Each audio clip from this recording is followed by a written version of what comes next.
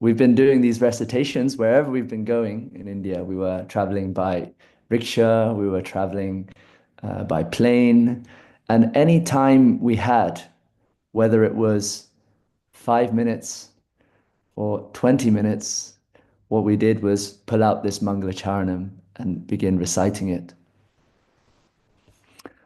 And this recitation is very powerful because when you recite, especially in unison with others, the sound vibration purifies the atmosphere and it allows us to focus our minds on the transcendental topics. And so when we were playing His Grace Vaisheshika Prabhu's audio just now, I was chanting along with it.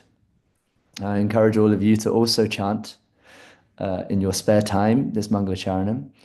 It's very easy, and the more you chant it, the more it becomes ingrained in our memories that these great personalities need to be remembered. And also, you'll soon be able to find that you're memorizing these verses almost without effort. So during this CC marathon that we've been having, that was one of the challenges you may have seen on the Team 508 group, is to memorize some of these verses for our own pleasure and for the pleasure of the Lord and for our own meditation. The Chaitanya Charitamrita, there's one beautiful story of Pradyumna Brahmachari. He's also known as Nishimananda Brahmachari. And it's said that his meditation was so powerful on the Lord that it was his manasa meditation in his mind was actually more powerful than any worship that was possible in the world. So when Lord Chaitanya just took sannyas in Katwa, the next destination, like all sannyasis want, is to go to Vrindavan to preach. He wanted to go to Vrindavan. But as we all know, he was tricked by Lord Nityananda to come to Shantipur instead, to Lord Advaita Acharya's house. And then he also went to Jagannath Puri, and then with some of his associates. And with his associates, he then left his associates and went on a tour of South India. And he delivered many Mayavadis, Buddhists, other different Vaishnav sampradayas. So he was doing a lot of preaching along the way, distributing the holy name wherever he was going on this tour of South India. And after the tour of South India, he came back a second time, attempting to go to Vrindavan via the bank of the Ganges, trying to go through Bengal area. And it was said that Pradyumna or Nishimananda Brahmachari was constantly meditating on paving the roads with jeweled bricks, so that it would be pleasing for the Lord to walk on. So his meditation with this extra opulence was very, very powerful. And it was said that his meditation was so strong that it dictated where the Lord could go. So he was meditating and suddenly he realized he couldn't pave any more bricks beyond a town called Kannar Natashala, which is 200 miles north of Calcutta. So when his meditation broke, he understood this is as far as Lord Chaitanya was going to go. Lord Chaitanya was not going to make it to Vrindavan this time. He was going to stop at Kannar Natashala. So in this Mangalacharanam prayer, there were a few verses whilst I was on tour in Vrindavan that particularly struck me. And Lord Chaitanya, he was always meditating on Vrindavan. He was always in separation from Vrindavan. We have so many different pastimes from the Chaitanya Charitamrita that displays that mood. And even his relationship with Lord Jagannath is expressing that uh, separation from Vrindavan. He, yeah.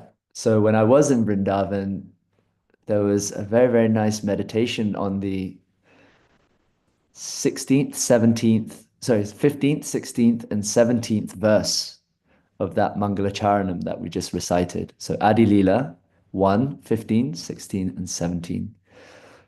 Those were three beautiful verses about the deities of Vrindavan, Madan Mohan, Govindaji, and also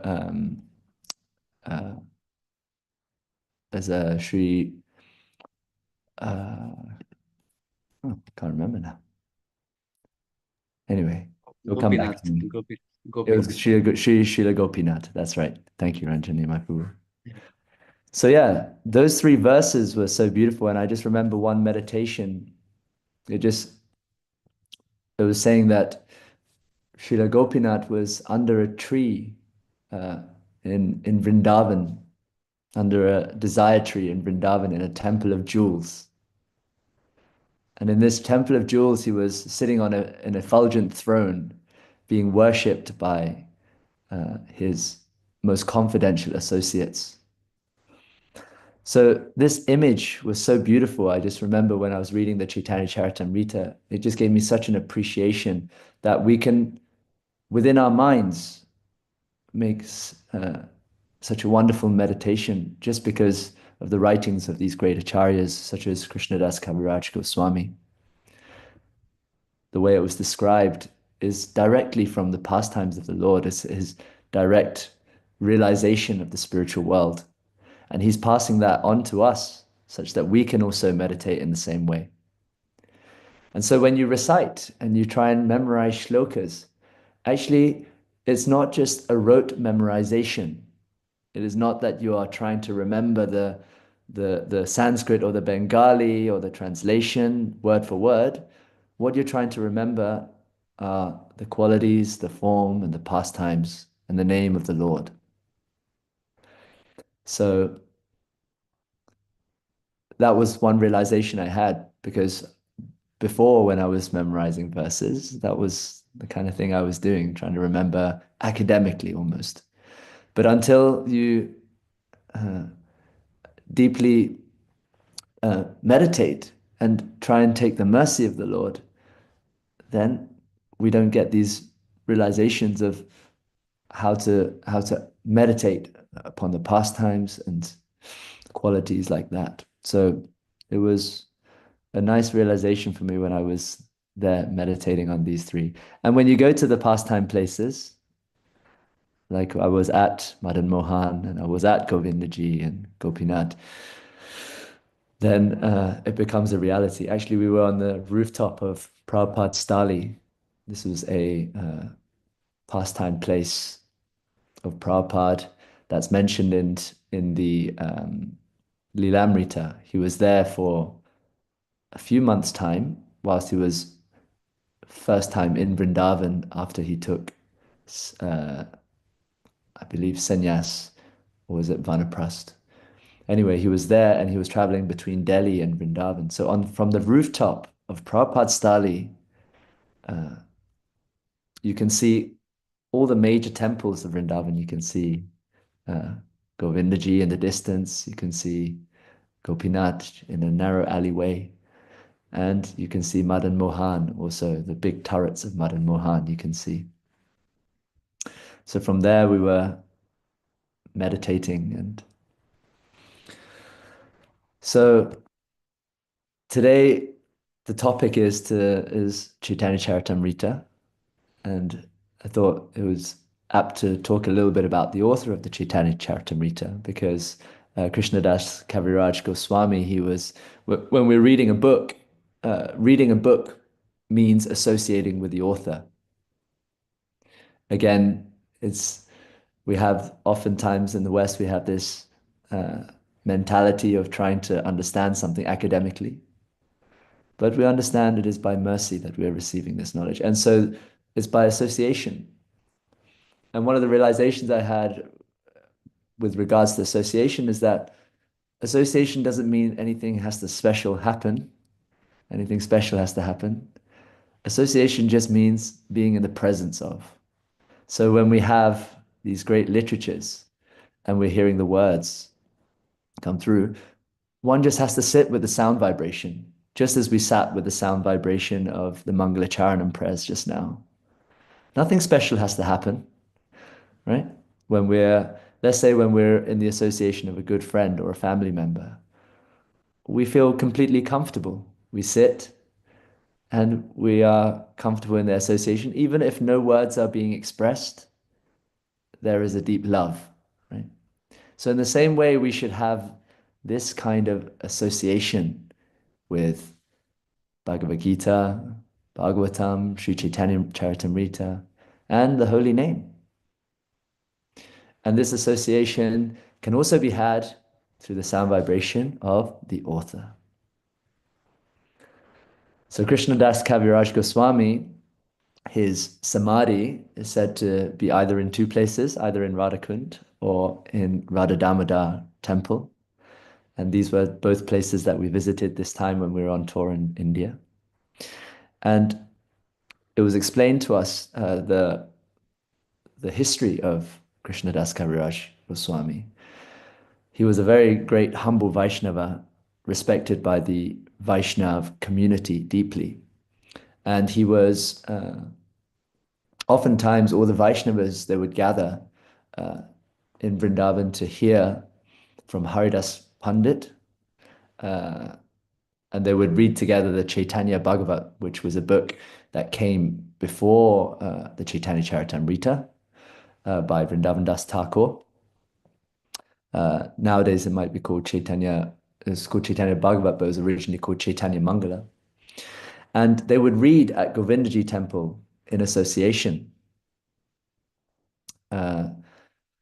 But as they were hearing the early pastimes, which is what the Chaitanya Bhagavat is, similarly, they wanted to hear the Antya Lila, or the later pastimes of Chaitanya Mahaprabhu. But they didn't have a book on that yet. And so the Chaitanya Charitamrita was written from the diaries of Swarup Damodar Goswami, and I believe there's also Murari Gupta, so the diary keepers.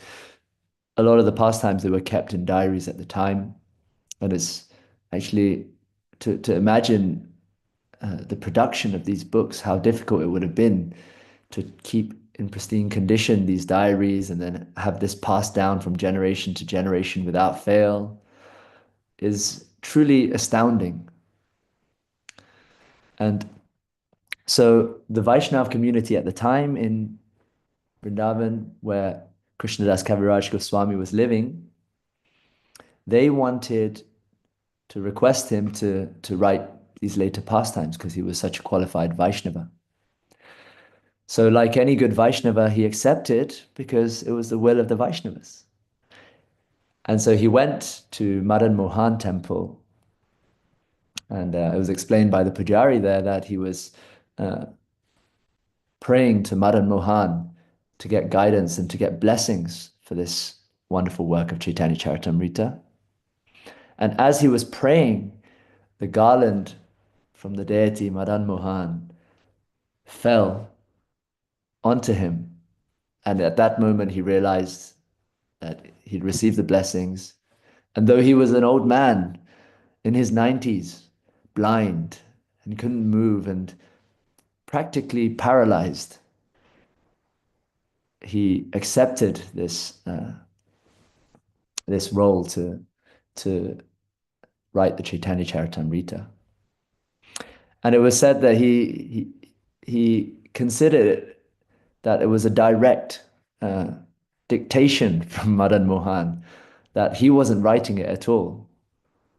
Perhaps this is said in humility, but I think he genuinely believed it because it was a work that was flowing from him, and he was saying he couldn't even see, but his pen was moving across the page. So it goes to show how important a work this is. So The Adi Leela also talks about a story between of how Krishnadas Kaviraj Goswami protects the sanctity of Lord Nityananda. Because when we talk of Lord Chaitanya, we must automatically also talk about Lord Nityananda. And so the story goes that there was a great a great disciple of Lord Nityananda called Minaketana Ramdas, and he was known to be a great devotee, and he would always be in ecstasy all the time. And it was said that anyone he looked at would also get instant bliss and instant ecstasy. And people would see that, there were kadamba flowers erupting from his skin. He was that kind of personality. So one time he came to the village of uh, Krishnadas Kaviraj Goswami, and whilst he was there was one Brahmana called Sri Gunanava Mishra, and he was performing arti to Lord Krishna. And so when this great devotee Minaketana Ramdas came, uh, there was no reciprocation. He came and the pujari was worshipping the deity, and so he cried out and he said, "Oh, here's another Harshana Sutta, not getting up to greet uh, somebody who's superior." And anyway, so this is showing Vinaketana Ramdas's character a little bit. He can get quite angry easily, but he was doing it in the mood that he was the servant of Lord Nityananda. And so anyone who was disrespecting him, not for his personal gain, but for the sake of Lord Nityananda, he was becoming angry. And so he also has another, whilst he was in the village, he had another argument with the brother of Krishnadas Kaviraj Goswami. And in this argument, the brother of Krishnadas Kaviraj Goswami was saying that he was a staunch believer in Lord Chaitanya, but he was saying that Lord Nityananda doesn't have to be believed in. So on that same day, Kaviraj Goswami chastises him, his brother, telling him that how can you reject Lord Nityananda? Rejecting him is like taking half of a hen. You only, this example of half of a hen means if you want the eggs of the hen, so you only take the bottom half, but you don't want to feed the top half of the hen, right? So he's saying without accepting Lord Chaitanya only is like the philosophy of taking half a hen. And so he chastises his brother heavily. And his brother's very upset, but that night, Lord Nityananda came to Kaviraj Goswami in a dream and blessed him for defending him and blessed him saying, okay, now you can go to Vrindavan and you can take the association of the Goswamis and take shelter there. So that's the story of this great personality.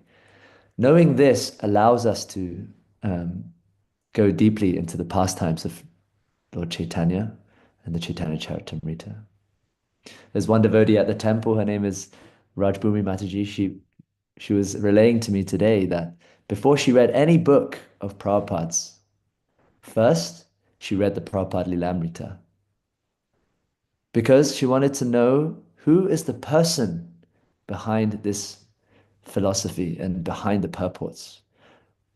Because our line is a personal one. It is not one where we are uh, just taking knowledge directly from the source. No, we are going through all of the Vaishnavas. So to know this book means to know, first of all, the Vaishnava who wrote it. That's a very, very important point for us to get into the ecstasies of Chaitanya Charitamrita. We must go through His Divine Grace A.C. Bhaktivedanta Swami Srila Prabhupada. Srila Prabhupada ki jai. Because Srila Prabhupada, I was hearing in a lecture by His Holiness Devamrita Swami, Srila Prabhupada, first of all, he loved the Chaitanya Charitamrita because it was shown by the fact that that was the book that he carried with him on board on the Jaladuta whilst he traveled to America. And it was said that this book was a favorite uh, of his spiritual master, Bhaktisiddhanta. And Bhaktisiddhanta Saraswati Thakur was famous for saying that in the if there were floods, if the Mahapralaya were to suddenly come, and you could only carry three things, then what you would carry would be the Chaitanya Charitamrita, the Srimad Bhagavatam, and the Bhagavad Gita. But if the floods were getting too much and you could only carry two things and it was too heavy, then you would let go of the Bhagavad Gita and keep the Bhagavatam and the Chaitanya Charitamrita. But if you discovered that the floods were even more and that you were everything you had was flying away and you couldn't hold on to anything, then at least hold on to the Chaitanya Charitamrita, he said. Because everything in the Chaitanya Charitamrita, everything that you can find in the Vedic literatures, in Bhagavad Gita and Bhagavatam, can be found in the Chaitanya Charitamrita. So you see, even in this Mangalacharanam, we have Sanskrit written. The Chaitanya Charitamrita work is a Bengali work, but actually within it are the verses from the Bhagavatam, from Bhagavad Gita, and some original Sanskrit verses also. So we can see the importance of this. And Bhaktisiddhanta Saraswati Thakur was saying that this was his favorite book and it was his leisure reading. Can you imagine? For us, we look at this book and it's the highest thing in our Vaishnav literature. But for Bhaktisiddhanta Saraswati Thakur, it was his leisure reading. But that actually goes to show something, is that actually the pastimes of Lord Chaitanya and his associates are really so sweet. When we get to the Antya Leela, it's all pastimes. In Adi Leela, we've got to get through some uh, difficult philosophy, perhaps. For example, the seventh chapter of the Adi Leela is very dense, defeating of the Mayavad philosophy, which is very necessary because Prabhupada actually, before he produced the Chaitanya Charitamrita, one of the first things he wanted was this seventh chapter published. Because when his disciples asked him why, it's because he said, I'm writing these books for you. And this impersonalism, which is what the seventh chapter is defeating, is precisely what was happening in the West at the time. And so the Mayavadi is not just the Mayavadi that we hear about, a staunch Mayavadi, but the Mayavadism is also within ourselves, that we are also impersonalists, and that this seventh chapter is perfect for defeating that. So Prabhupada, Bhaktisiddhanta Saraswati said that this was his favorite leisure time reading, right? And the Chaitanya Charitamrita has such sweet pastimes. We too can take it up in our leisure time. What do we do in our leisure time? Sometimes we're surfing Facebook or we're going on YouTube, and there's so many things that we're attracted by that's disturbing us in our spiritual life. But why not substitute it for something so sweet and so sublime as the pastimes of Lord Chaitanya? Right? Back to the point of how we must know the author of the books to relish these books. The purports of Srila Prabhupada, given in the Chaitanya Charitamrita, is helping us understand the commentaries of the Vaishnavas who came before us, who wrote on this work, the Chaitanya Charitamrita. So many commentaries were made, and Prabhupada, he condensed it so that we can understand it for this age. And it was said that in 1974, Prabhupada, he was translating vigorously. Every night he would be taking time to translate. And so when he was translating the Chaitanya Charitamrita, he had already finished all volumes of the Chaitanya Charitamrita. He had also finished the Canto 4 of the Bhagavatam and Canto 5 of the Bhagavatam. But the printing at the time was lacking. So the BBT, they were printing the fourth. By the time that Prabhupada had written fourth, fifth canto, and also Chaitanya Charitamrita, the BBT had only gotten up to fourth canto first volume. So Prabhupada, amidst all of his duties, he was running a worldwide movement and dealing with some of the crises of having a worldwide movement.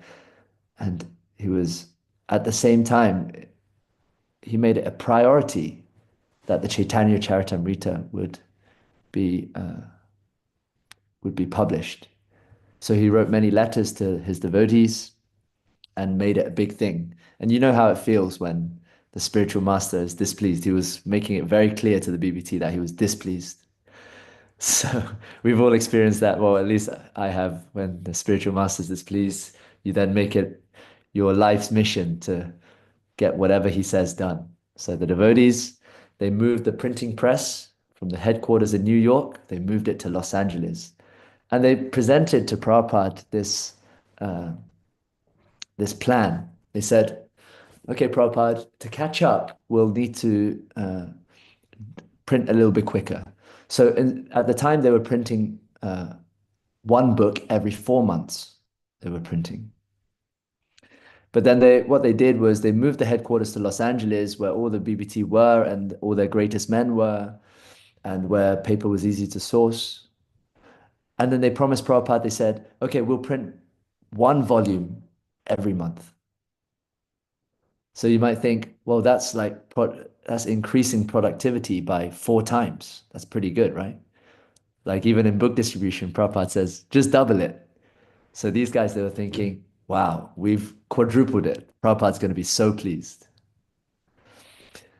But when they made this proposition, which was on a morning walk, they said to Prabhupada, Prabhupada said, no, I want one book every month, and I want you to print all of these books in 2 months. Can you imagine 17 volumes in 2 months? So the devotees, they were probably thinking, oh my God, did I hear wrong? Like, are my ears blocked or something? Prabhupada wants us to do this in 17 books in 2 months. So imagine the fear one has when the spiritual master gives such an impossible instruction like this. But it was described by Devamrita Swami, who was, and also his Grace Rameshwar Prabhu, who were heading up the BBT at the time. It was described by them that actually Prabhupada gave them an impossible task, uh, but he also gave the empowerment to bring these books out. And that's kind of like what we have when we're out on book distribution. It's how is it possible in the center of London to distribute a book, a religious book, in such an atheistic place, to give somebody a religious book on the streets of London in the freezing cold in December time or January time? How is it possible? So this is an impossible task. But by the power of the spiritual master, by the power of Srila Prabhupada, then this becomes possible. Because it was described by Devamrita Maharaj that actually it was like the spiritual world was descending when Prabhupada gave that instruction to print those 17 volumes. It was like Srila Prabhupada was bringing Lord Nityananda, Lord Chaitanya, directly from the spiritual world to give them association to print these books. That's how he described it. And that gave me goosebumps when I heard it. It was amazing that the spiritual world had descended so that Prabhupada was proving to his disciples that anything can be done. That's what this instruction was about, this printing of 17 books in the Chaitanya Charitamrita Marathon. So yeah, we can also take that. And when we're on the streets of London distributing books, especially if we want to distribute a Chaitanya Charitamrita set hand to hand, right?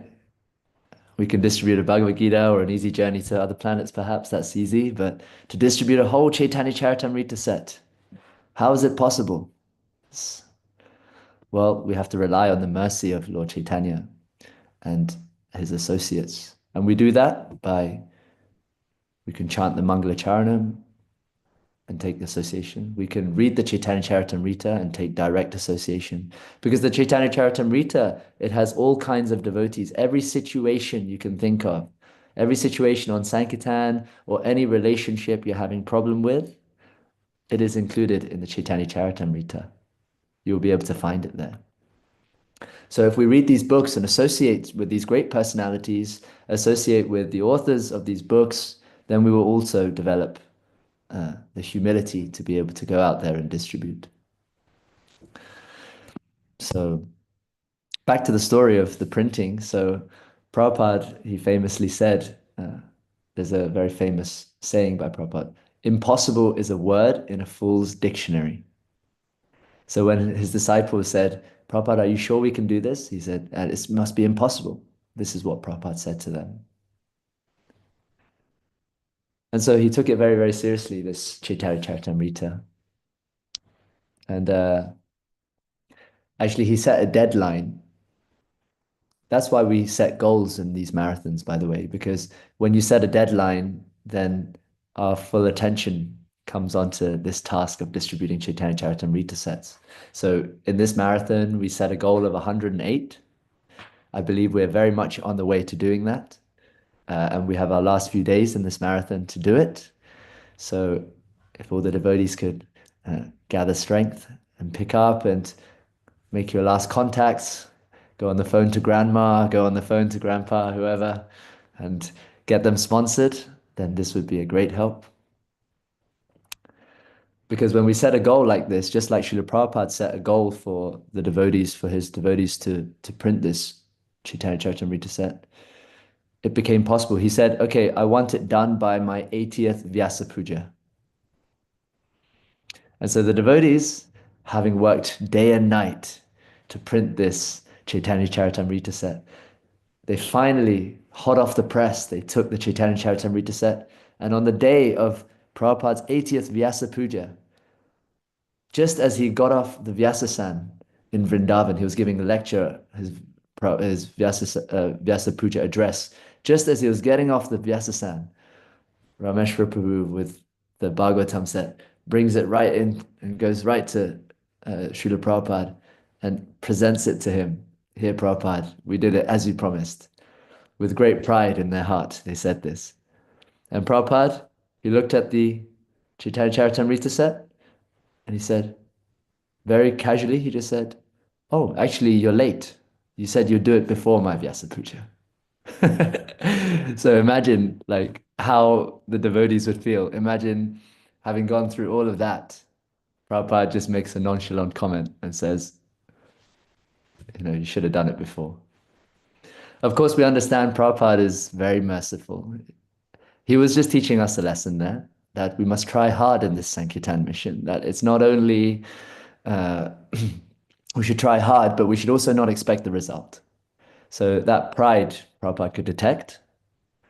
Of course, later he writes in a letter to all of the BBT devotees. Very mercifully, he says, well, I'm so happy with this printing of the Chaitanya Charitamrita.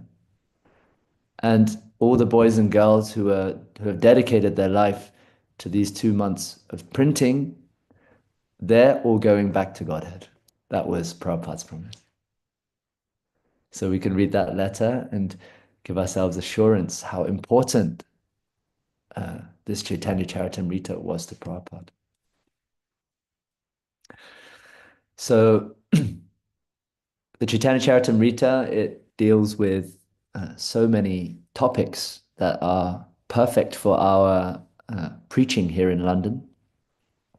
Actually, one of the big topics that revolutionized philosophy and revolutionized the way the world operated and our view on the Vedic paradigm is that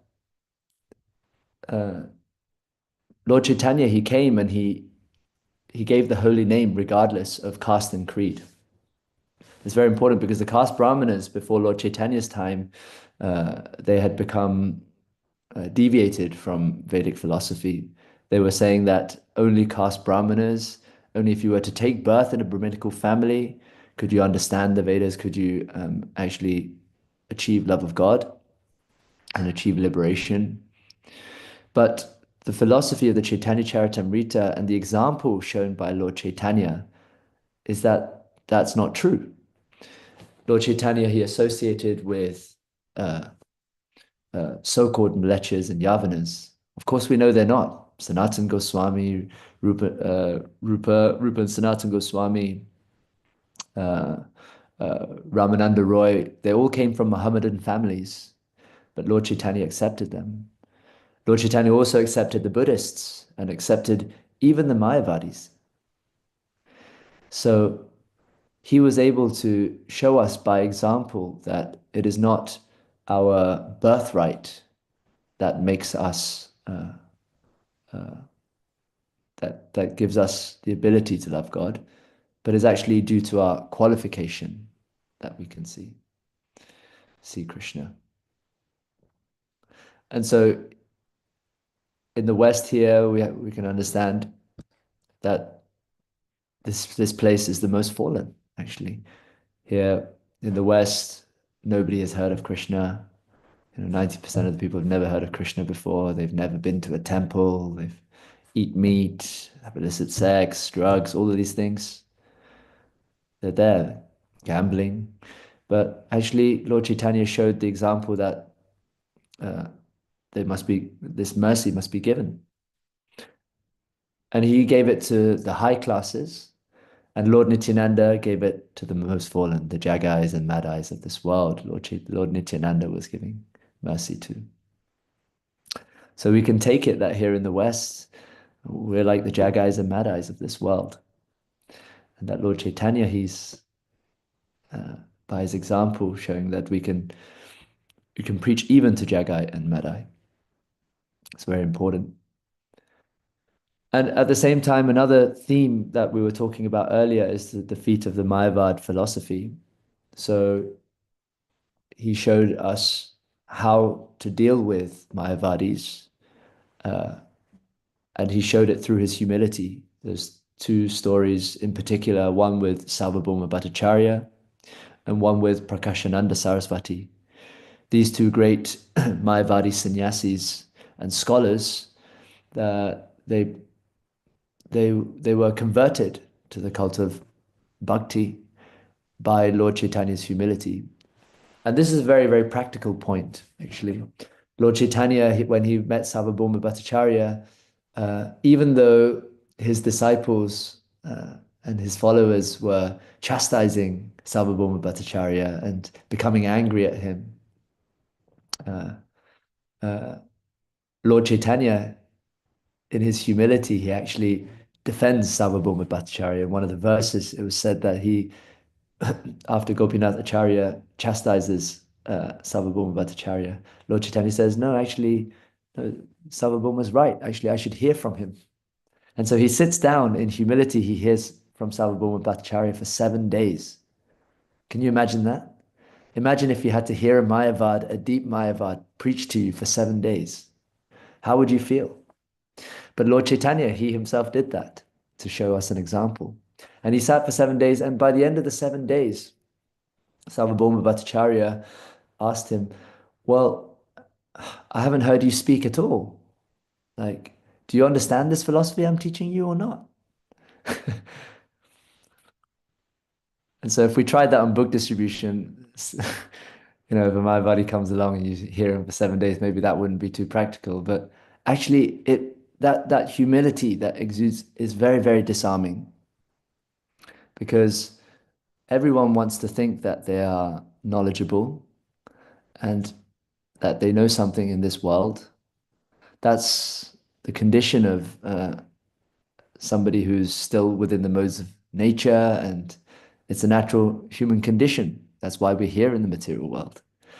So when we're confronted with situations like this, we should look to Lord Chaitanya and see his example of tolerance and humility, because that disarms the person. And once a person is disarmed, then we can preach to them and show some philosophy and convince them otherwise that maybe there's something more. The same thing happened with Prakashananda Saraswati Thakur, because he was a great Mayavadi, but he saw the effulgence of Lord Chaitanya and also saw his deep humility. Lord Chaitanya, when he entered the assembly, the forum of Mayavadi sannyasis, the first thing he did was pay his obeisances and go and sit where they bathe and where they wash their feet. He sat there. And at the same time, he exuded his effulgence. You see, preach to the crowd. That's what the Mayavads want, right? They want to see the effulgence. So preach to the crowd. Same thing with our book distribution, same thing with our preaching. Don't say something that you want to hear. Say something that they want to hear. Something that's useful to them, right? Because we are here to be of service. We're serving. Jiva Doi means to serve those fallen. Could give mercy means to serve conditioned souls. So we too should take that example. And so I was observing this time when I went to Mayapur that Mayapur is the Dham of mercy. When we went there, and you go to the morning program in Mayapur, and you see that there are people from devotees from all over the world, from Russia, United Kingdom, Italy, France, all these places of the world, all congregated in one place, uh, coming in front of the Panchatattva greeting, and they're greeting us with their arms upraised. As you walk through the doors of Mayapur and you pay your obeisances amongst all of these different Vaishnavas, you start realizing the mercy of Lord Chaitanya and Lord Nityananda. It is simply wonderful. And this Harinam Sankirtan distributing of Srila Prabhupada's books is what's brought us all together. They've actually made a museum of Srila Prabhupada in Mayapur inside the TOVP. We went and visited it this time. And inside were some of the manuscripts of some of the first books like Easy Journey to Other Planets, etc., etc. And in that museum, books are the first thing that are displayed because Srila Prabhupada, he painstakingly wrote these books because he understood that by these books, such as the Chaitanya Charitamrita, uh, it is the greatest philosophy, and all philosophies will be conquered by this. And eventually, if we hear and chant these books in association and teach it to others, then naturally the whole world will come to it and eventually come to Sridham Mayapur in congregation. They'll be there chanting and dancing in ecstasy. So those are a few realizations I had from this trip and from reading the Chaitanya Charitamrita and distributing it. I do encourage everyone to try your best to distribute. It's completely possible by Lord Chaitanya's mercy. I remember the first Chaitanya Charitamrita set I distributed. It was during the Bhagavatam campaign, but that's what they mean when they say that in order to understand Radha Krishna, you have to first understand Chaitanya Charitamrita. Because on that day, I remember I was with my good friend Anantakripa Prabhu. He was my Sankirtan leader at the time. The night before, he empowered me. He said to me, "Tomorrow, you're going to do 2 Bhagavatam sets." He said like that. And I could feel the, just like Prabhupada empowered his devotees, I could feel the spiritual world descending in that moment. And from that moment, all night, I could barely sleep. I was just meditating on distributing these sets. And in the morning, I shot up, like 2 a.m., shot up, finished all my rounds, like 16 rounds done before Mangalati, and then more reading done, and praying in front of the deities really, really hard. I could feel something special happening. And then also associating with the Vaishnavas nicely, that morning somehow I was inspired to distribute Mother Vimala's cookies to all the brahmacharis and all the congregation that I'd met as I came down the stairs of Soho Temple and onto the street. Because this is all part of book distribution, is all part of preaching, is how can we associate nicely with the Vaishnavas? How can we pray deeply? How can we have strong sadhana? All of these things are fundamental to this distribution of mercy. So as I came down the stairs and went onto the streets of London, I felt empowered, but also helpless at the same time. How am I supposed to distribute a Bhagavatam set? It's not possible. So I tried something completely new. I went alone that day. I never go alone. Usually, book distribution should always be done with others. But that day I went alone. I went to uh, one old bookstore where they sell spiritual books and collectible items. I went there for the first time ever. And what I did was I sat down, I put the table out and put the Bhagavatam set and the Chaitanya Charitamrita set out just on the table like that with no other books because that was my goal for the day to distribute those sets. I went out and I just prayed. I sat and I chanted japa. I never do that. Usually, book distribution, you go out and you canvas. You tell people, oh, please come. You say some nice lines. Wow, you're looking so wonderful today. Nice shoes. Oh, your hair color is so nice. You say all of these things. But that day, I just sat down and I begged for mercy. I just chanted on my beads. And lo and behold, somebody comes along and they say, oh, what's that on your table? I couldn't believe it. So I presented the Bhagavatam to them. I told them all the stories of the Bhagavatam, Prahlad Maharaj, this, that, introduced the Bhagavatam to them, told them how the Bhagavatam is non-different from Krishna. If you have it in your home, then you will have God in your home. I told them all of these things. But he wasn't buying it.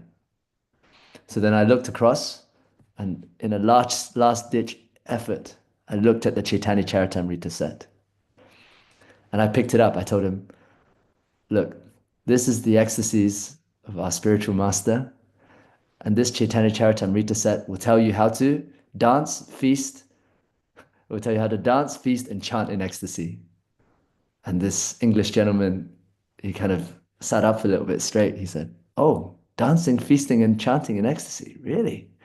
Wow. Okay. That sounds fun. So I gave him, I said, look, take it. Take this set. It's already been sponsored anyway. You might as well take it.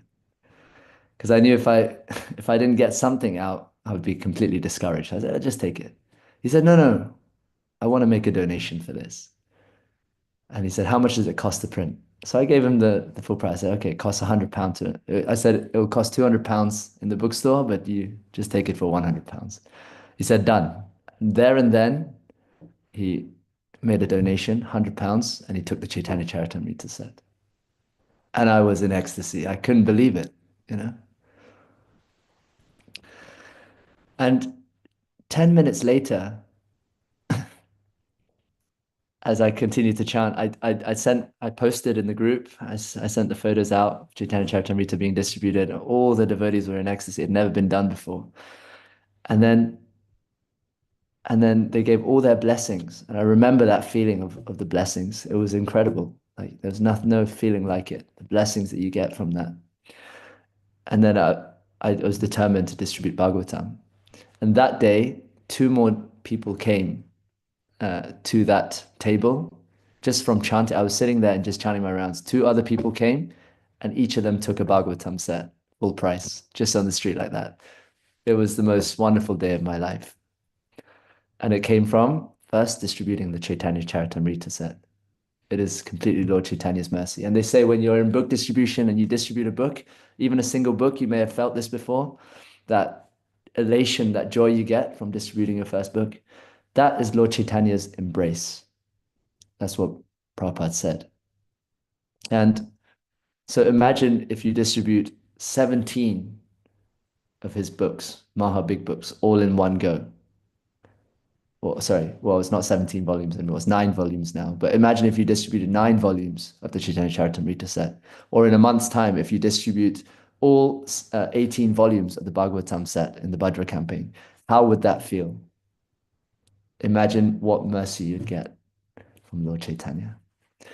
So I'll leave you with that thought. It's 9 o'clock. If there are any questions or comments, please raise your hand and I'd be happy to say a few words. But I also don't want to keep anyone too late because everyone's got duties in the morning and many things. So thank you for listening. Srila Prabhupada ki, Chaitanya Charitamrita ki jai. Hi Krishna devotees. Do we have any questions or anyone like maybe we can take one question if any devotees wants to ask?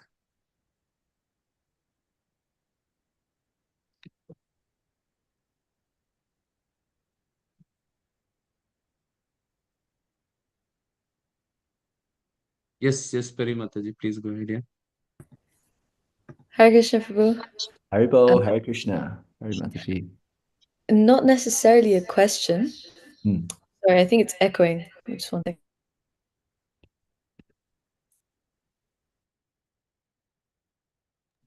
Sorry. Yeah, just a reflection actually.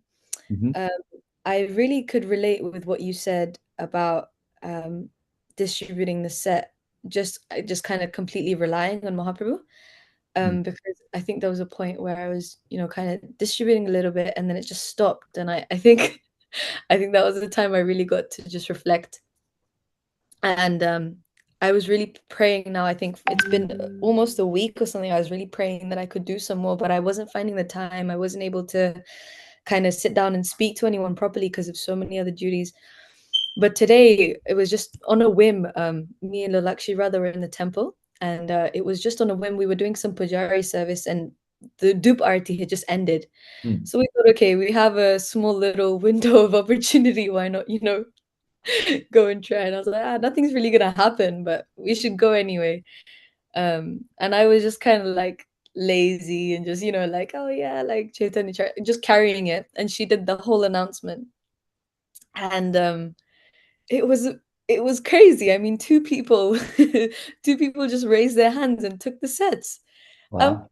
I was like, I was like, my mind was completely blown. I was like, not expecting it at all, but I could see the prayers and I could see, obviously, well, more her enthusiasm than anything really. I couldn't really see much of what I was doing, but it was such an amazing thing. Like I was just, it was so nice to be a part of, and they were so excited to have it. And it didn't really take a whole, elaborate conversation with anyone to make them take it. It was just a little nudge. It was just a small push. And they were happy to donate something as well. So it was very nice today. Haribo, Haribo. That's such a nice story. Thank you so much, Pari. Actually, I was hearing that actually all the groundwork you do, sometimes there's something called like delayed mercy, Like all the good sadhana you're doing, all the chanting that you're doing, all the prayers that you're offering, sometimes it comes later. It doesn't, and by no effort, suddenly something is coming. But it's an important reminder for us to always stay in good consciousness and to always be doing our sadhana and praying to the Lord for mercy, because then the mercy will come later, or it manifests at some point, you know. And so we get this delayed mercy, and then we can become grateful. We say, oh, actually, Lord's giving us from before things that we're doing, and you can stay encouraged that way. So thank you for sharing your story. Hare Krishna. Yeah. Well, I think Ranjani, my Prabhu, uh, in the, do you think we should end there, or what do you Yes, yes. recommend? So, yeah, thank you so much, Prue, for taking out your time and taking us to different dham from Vrindavan to Mayapur, Jagannath Puri, Sarvam Bhattacharya, Prakashan Saraswati, Banaras, and Mayapur, and sharing the so wonderful stories. So, thank you so much for your time, Prue. Thank you. Thank you so So, much. devotees can unmute himself and we can chant one time loudly Hare Krishna Mahamantra for Prabhu's time and association. Hare Krishna, Krishna, Hare Hare Krishna, Hare Krishna, Krishna Krishna, Krishna Krishna, Krishna Krishna, Hare Krishna, Hare, Hare Hare Hare, Hare Hare, Hare Rama, Rama, Hare Rama Hare Rama, Rama, Rama Rama, Rama Rama, Rama, Hare Rama Hare. Rama, Hare Hare Hare, Hare. Shri Hare Prabhuji Krishna, ki Hare jai. Jai. Jai, Prabhupada ki jai.